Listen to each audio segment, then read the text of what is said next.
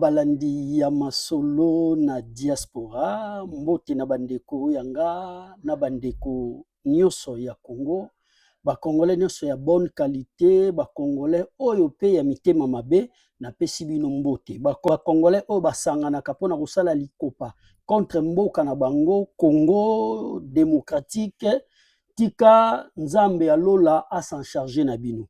Mbote précisément na oya ngai ndeko Daniel Kibwansaka, mbote na ngai ekei bongo Jacques Lubingu. Jacques Lubingu, secrétaire général ya ABIR, parti politique ABIR Action des bâtisseurs intégrés pour la République. Mbote na ngai précisément na Gilles Maswa, Gilles Ramon Maswa, mon frère personnel, voilà, Gilles Maswa, ya mama Mikael Namboka ya Lyon, nzamba lola apambola bino na bana abumba bino, bozala toujours à bonne santé tellement que na linga bino mingi. Vraiment nzamba lola apambola mon vieux Martin Kunda, DG à MK Compagnie, motongi munene ya bandaku ya solo. Olingo tonga ndaku na yo ya solo na style kaka lolega Europe ezalaka. Olingo tonga ndaku na yo modèle ya Europe. Banda unde tomona o ba HLM o bandaku modèle kaka yo mto yaka na poto. Olingo tonga ndaku na standing wana ya poto, contacter MK Compagnie. MK Compagnie bazwami na limité,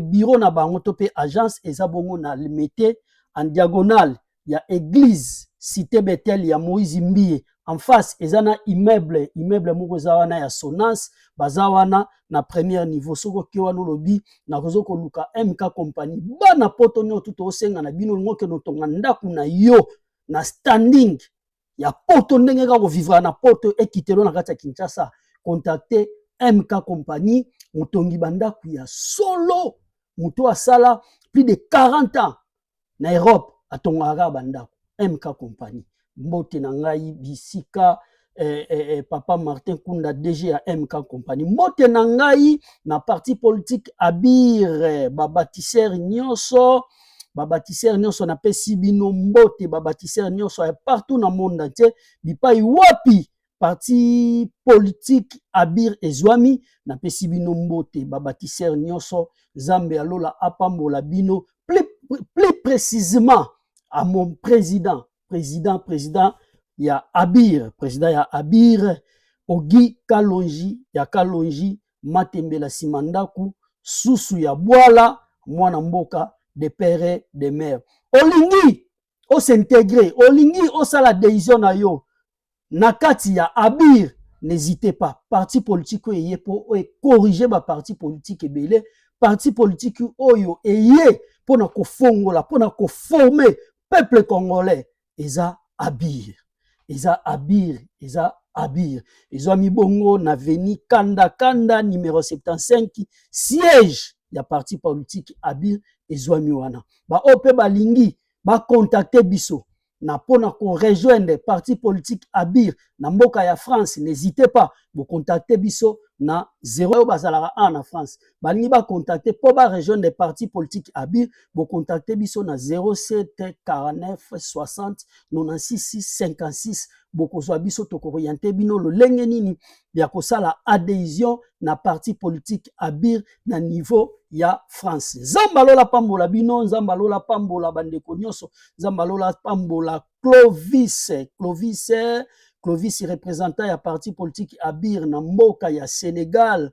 Tozozi la tomona bino musala etelema. Clovis zambalola apambola yo, zambalola pambola mon frère Narcisse Wamba na mboka Michigan, zambalola apambola Mama Stella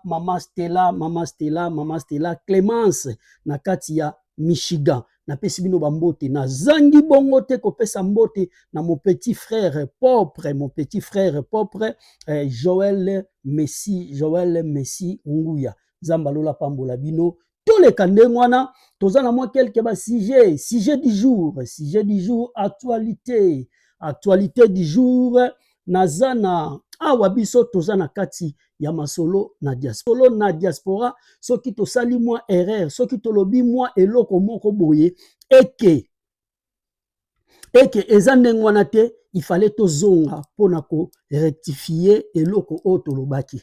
Nayebi ete balandi batebele balandaka biso, batebele bapesa biso confiance à kolanda biso, bo tenir biso rigueur te, peut-être tolobaki eloko moko boye ndenge to comprendre que ça yango te journaliste te, toza ba journaliste te, mais tozo saka ba analyse, selon ba actualité ya makambo ezoleka na mboka na ngai na yo na Congo. Yango na sengi ba excuse ebele pona message o na utai kopesa na émission na biso utai koleka lobi na lobaki pona Paul Kagame, na lobi Paul Kagame mutu échauffé, mutu craqué ye a supprimer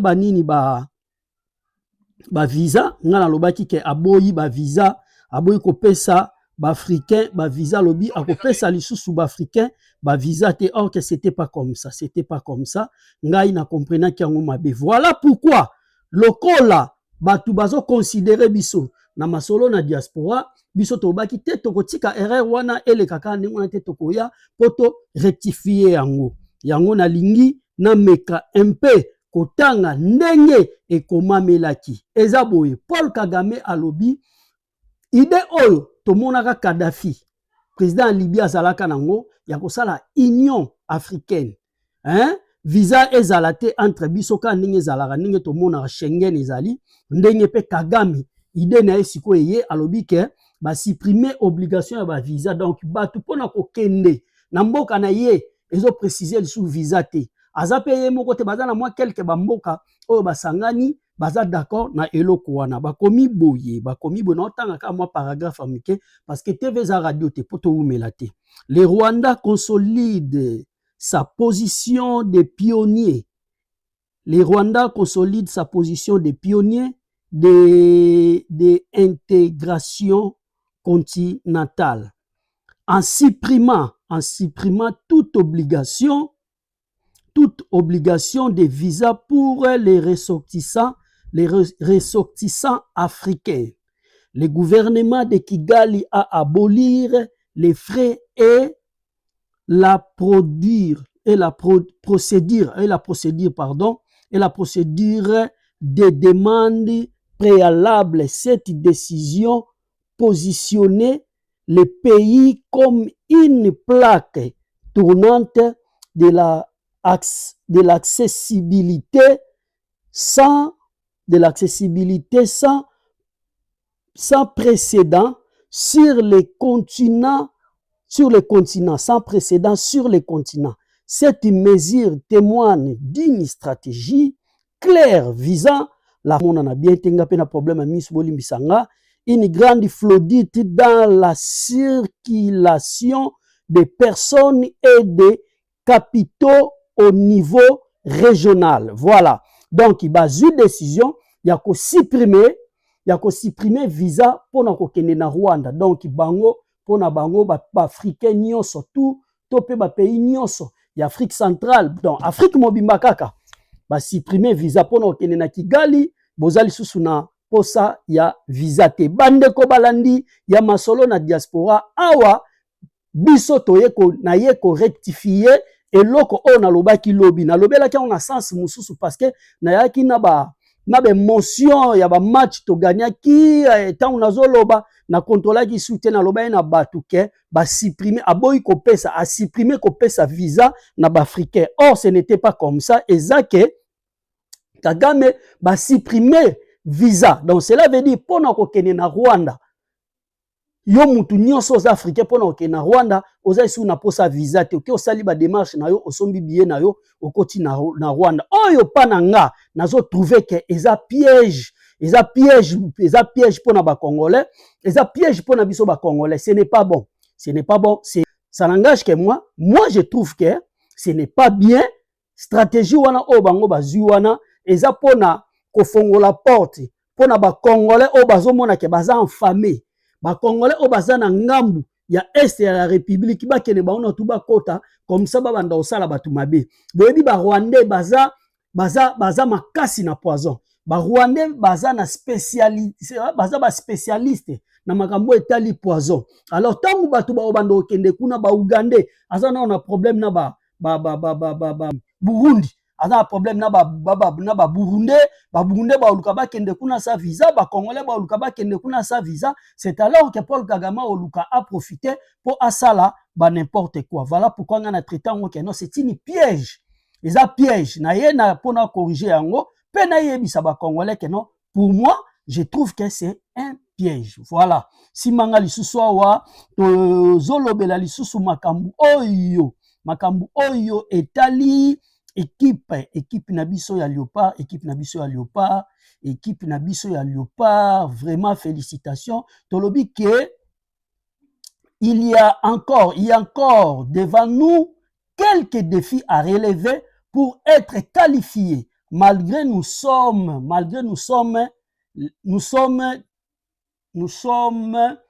champions d'Afrique. Malgré nous sommes les champions d'Afrique. Toza champion d'Afrique. Mais cela ne veut pas dire que, cela ne va pas dire plutôt que non. Tokei malamoro mondial. Toza na quelques défis où il faut te relever. Toza na l'équipe muso photo kutana na bango. Poto leka. Toza la qualifier. Poto ke na mondial. Et là, quand il faut que l'on a mis toi batebele, bakalisi, ndenge ka to gagner ki Nigeria bongo, d'officiellement toke malamoro mondial. Non. Et ça n'a pas, tournoi mususo il faut to beta. Toza na quelques deux ou trois équipes boy, deux ou bien moko, to beta na bango, so to beti na bango, to gagner, wanande to kei mondial. Donc pour le moment, nous sommes presque à la porte pour aller au mondial plutôt, Donc voilà, yango nalingaki bande konabiso ba nayeba ko faire expliquer bande konabiso belé o bazo kanisa keno toke mbala moko na mondial. Bande konangai bi oyo eluki makambu bi oyo e créer ba problème bi oyo e memeli biso ba problème oyo pesi biso ke no to telema lelo to gagner to koma na porte mondial bi ya Chancel Mbemba le capitaine de l'équipe demi-dieu bande ko balandi na otika bino bolanda botala bi oyo on se retrouve jusqu'à après merci. Qui va prendre ses responsabilités? Est-ce le capitaine? Est-ce le taulier? C'est Chancel Mbemba. Une balle de match pour entrer dans l'histoire de la République démocratique du Congo. La concentration pour Chancel Mbemba. Chancel Mbemba qui envoie la République démocratique du Congo en barrage intercontinental. 52 ans après, la République démocratique du Congo qui entretient son rêve de retrouver une Coupe du Monde. Chancel Mbemba, buteur en demi-finale face au Cameroun. Et c'est lui qui vient mettre le tir au but décisif. La République démocratique du Congo bat le Nigeria et se retrouve en finale de Coupe intercontinentale, de barrage intercontinental plutôt. Ce sera au mois de mars. Désormais, Fimbu, la RDC est qualifiée.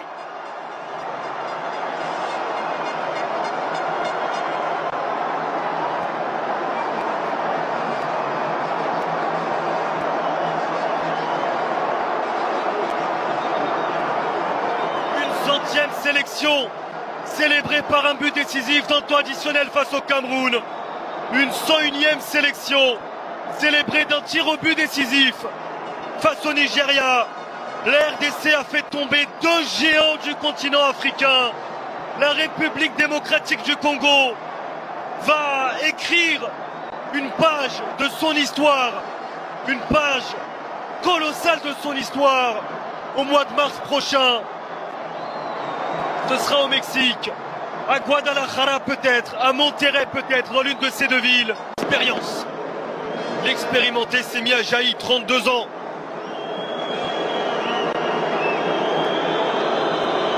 Face à Timothy Fayulu. Aucune référence, il ne s'est jamais retrouvé dans cette position. Oh l'arrêt! Oh l'arrêt! Oh l'arrêt! Oh l'arrêt! L'arrêt de Timothy Fayulu! bande ko balandi ya masolo na diaspora tozongi lisusu bomoni bi oyo e créer ba problème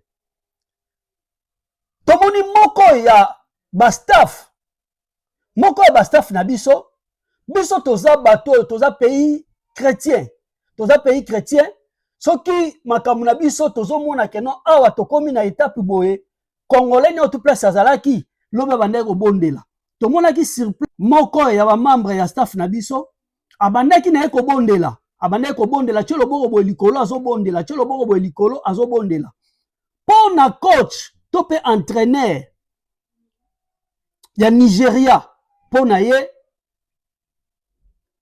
membre ya staff na biso wana azo prier te mais azo sala kindoki epesi vertige epesi lumbe na entraîneur ya Nigeria atomoki aye abundi alongoli bilamba kende asimba congolais asimba ndeko na biso o abandaki na ye ko prier po na bango ba congolais basali kindoki esali soni makasi et pourtant biso nyonso tout na Afrique mobimba toyebi soki eza na pays oyo kindoki eza makasi soki eza na pays oyo batekaka meme kisi likolo mesa ndenge toyebeli yango eza Nigeria batu ba makasi na kindoki eza nde ba Nigeria batu ba makasi na kobwaka eza nde ba Nigeria d'ailleurs nga soko landi biwana ya Chancel Mbemba vacha na sipoto gardien ya Nigeria place azalaki na sima nango kuna eza ba supporter ya Nigeria eza ba supporter ya Congo te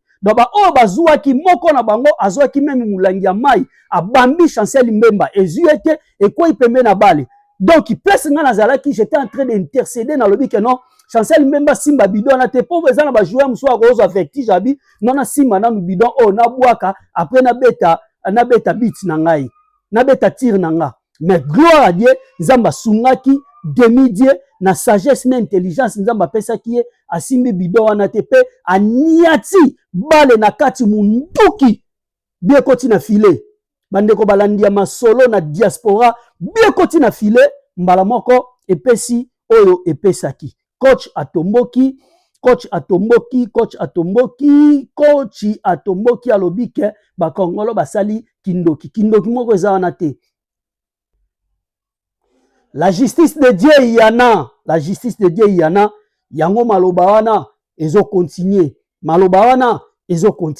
voilà simbanga yawa lelo na lobaki to umela te lelo na lobaki eza kaka quelques ba sujet ya makambo na lobaki peut-être na lobaki yango bien te bato ba comprendre ngande msu parce que j'ai eu des appels mon vieux abeninga po ebisanga ke no tala place boye olobaki boye yango na ye po na respect ya balandi ya masolo na diaspora na ye po na corriger yango merci. Simbangai awa dossier avion batu bakufi na crash ya avion oyekoyaki na mboka ya Lualaba batu bakufi selon badira batu mususu awa na kati ya masolo na diaspora toye po to confirmer bino moto moko te akufi na accident o to pe na crash o ya vie salami moto moko akufi azate moto akufi te ni blessure ezate ba blessé bazate batu pe ya kokufa bazate ezali avion o ezalaki ko transporter o ezalaki ko mema ministre ya mine na cabinet na ye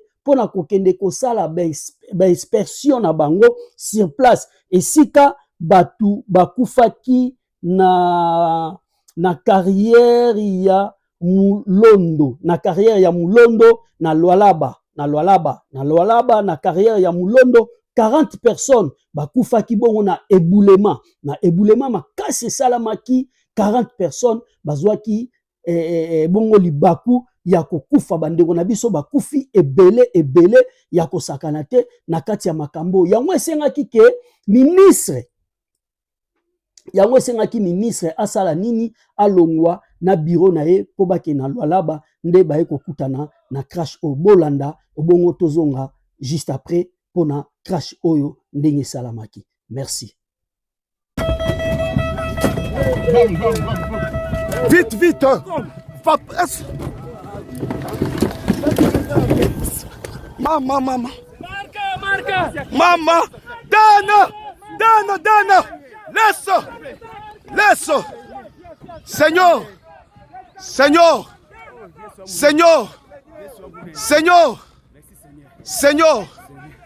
Dan, laisse. On va trouver un autre.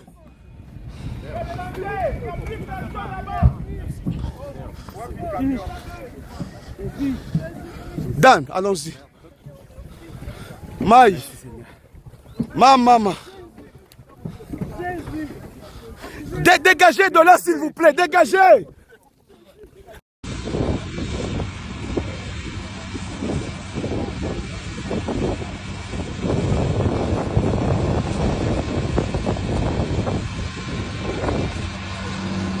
Il a bien fait au fond d'abord. Comment il est là pour le maniement?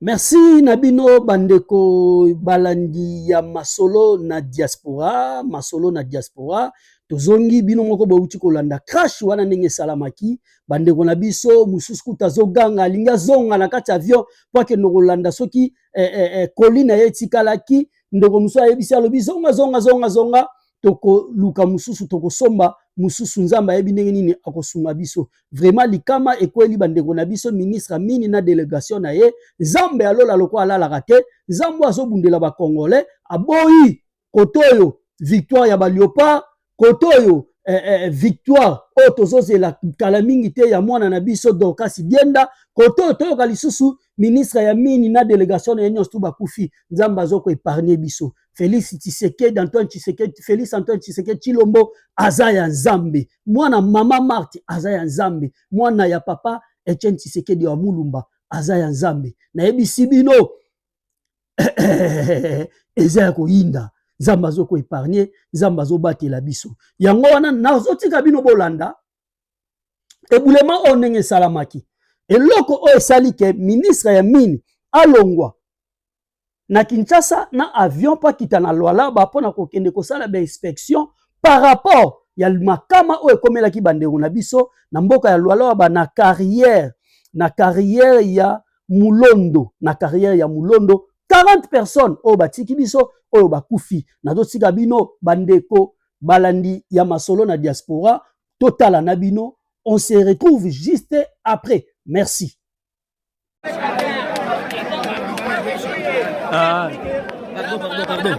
Pardon. Entre chaque fois. Toke ako par baba.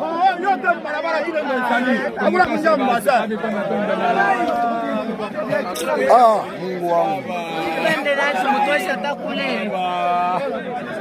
Wanasema kufa wote bakie huko.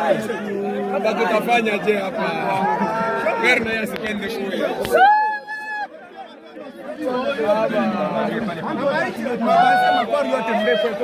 Yote bei content. Ndio mambo. Sasa utabeba responsibility hapa. Hakuna. Garabani. Hakuna mtu tengea mgani.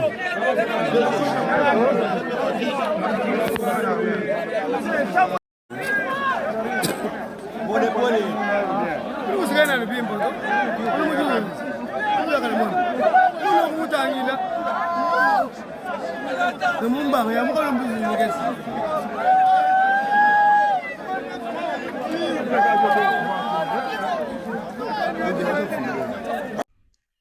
Encore une fois de plus na plateau ya masolo na diaspora. Merci beaucoup bandeko nanga bolandi ndenge bandeko na biso vraiment batiki biso paix à leurs âmes. Je présente mes sincères condoléances à toutes les familles éprouvées na mboka ya Lualaba en tant que Congolais patriote. Ça me fait vraiment trop mal komona bandeko na biso mibali batiki biso pona makambo esalinga pasi mingi taona moni ba vidéo vraiment esalaki ngai choc mingi komona bandeko na biso ebele boye kotika biso na mukolo moko. Simba ngai awa nazo clôturer na dossier oyo, nazo clôturer na dossier oyo na koloba penza mingi te po na dossier oyo. Assemblée nationale, les retours de Vital Kamerhe en tant que député simple. Oui, en tant que député simple. Il était président, il a été destitué. Azala qui prêt pour destituer, mais le col appelle Azala naye Kamerhe comprenera makambu et salike a démissionné naye avant qu'il soit destitué. Voilà. Asali retour naye oye tamboli na réseaux sociaux mobimba tomoni Vital Kamerhe de retour, Vital Kamerhe de retour. Il est de retour en tant que simple député comme tout autre député nakati ya Assemblée nationale. Vraiment, ce que zane loko nga na koyi koloba pour na situation oyo. Ce que zane loko nga na koyi koloba ezali komona lisusu Vital Kamerhe wakalingini kingi caméléon, le vieux caméléon komona ya lisusu elongo na papa na biso Aimé Bonji. Moi personnellement je n'ai pas aimé ça. Ça n'engage que moi personnellement, je n'ai pas aimé ça parce que papa na biso Aimé Bonji tozana makambo ebele, il faut te confier biso peuple congolais.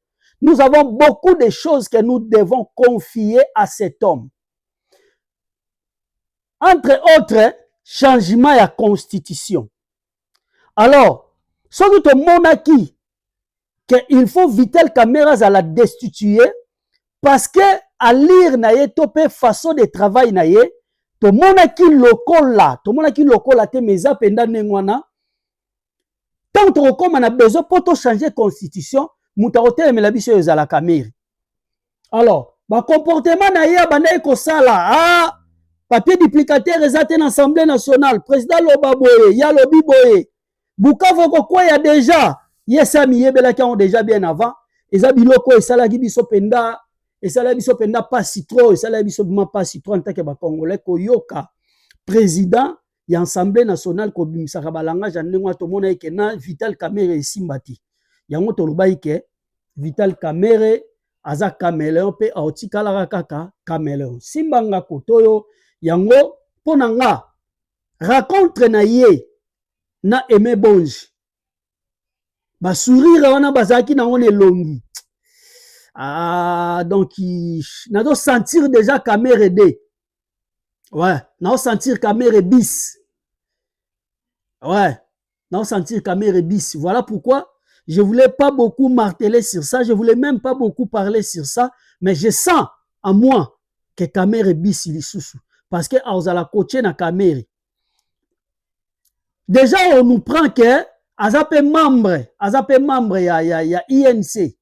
Aza membre ya INC, ba poste nyonso to yazwaka na gouvernement eza na compte ya INC. INC ezali bongo parti politique ya Vital Kamerhe. Komona mwana mboka Aimé Bonji lisusu aye, bien kazana union sacrée kokangama na ye, je trouve que ce n'était pas bon. Bandeko balandi ya masolo na diaspora, nazoti kabino bolanda bongo bolanda vidéo oyo comment asala ki retour na ye, comment vidéo oyo ekomi esali et tamboli na réseaux sociaux mobimba et komi viral, vraiment na tikibino bolanda yango na simana ya. Après vidéo oyo ngai na bino tokokutana à la prochaine.